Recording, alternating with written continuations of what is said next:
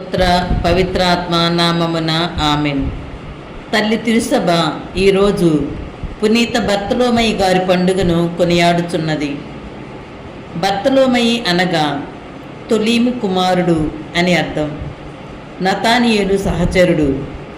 నతానియేలును ఫిలిప్పు ప్రభువుకు పరిచయం చేశాడు. ఇజ్రాయేలు నుండి మోసం వంచన లేని మనిషి ఇతడు. గలిలయ నుండి కానాపల్లికి చెందిన వ్యక్తిగా అందరూ నమ్ముతారు. అరేబియాలో తన విశ్వాసాన్ని ప్రకటించాడు. ఫాంతేనుస్ భారతదేశానికి వేద ప్రచారం చేయటానికి వచ్చినప్పుడు అంతకంటే ముందు బర్తలోమయి మత్తయి గారి సువిశేషాన్ని హీబ్రూ భాషలో బోధించి ఉన్నాడని, అది ఇప్పుడు భారతదేశ తిరుసభకు ఒక గొప్ప నిధి అయిందని తెలియచేయబడింది. పునీత బర్తలోమయి అర్మేనియాకు వెళుతూ మార్గమధ్యంలో లికోనియా అంటే ప్రస్తుత టర్కీలో యేసు ప్రభువుని గురించి బోధనలు చేశారు. అర్మేనియా దేశమునకు వెళ్ళి సువార్త ప్రచారం చేసి అక్కడే అనేక శ్రమలను అనుభవించి వేదసాక్షి మరణాన్ని పొందారు.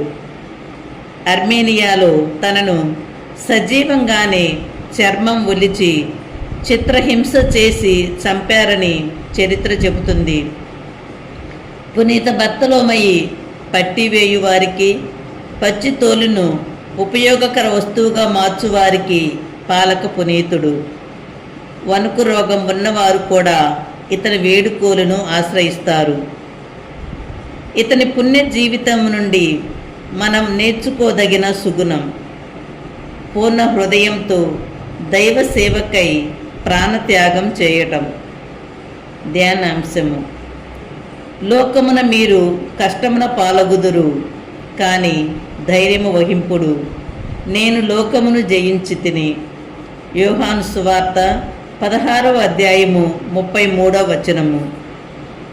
ప్రియ సహోదరి సహోదరులారా, పునీత బర్తలోమయి వలె మనము కూడా దేవుని సందేశమును ప్రకటిస్తూ క్రీస్తు ప్రేమ కోసం ఎన్ని శ్రమలనైనాను ఎదుర్కొనే ఆత్మశక్తిని ప్రసాదించమని ఆ ప్రభువును వేడుకొందాం.